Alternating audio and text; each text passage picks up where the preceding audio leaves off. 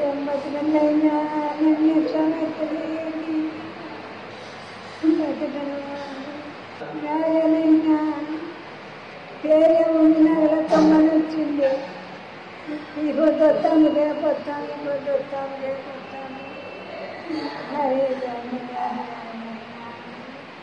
నేను బతకనైనా నేను బతకనైనా నాకు మామూలు వస్తానే అనిపించింది. ఇప్పుడే కాదు, ఈ కాళ్ళు చేతి నా పొద్దునుంటి ఇంటికాడికి వచ్చి ఇచ్చిపోతానికి. ఇప్పుడు ఏమో ఇంత ఇప్పుడు వస్తాము రేపు వస్తాము. ఇంకా ఆమె ఖాళీకి కట్టగట్టాము, మంచం వేసినారు.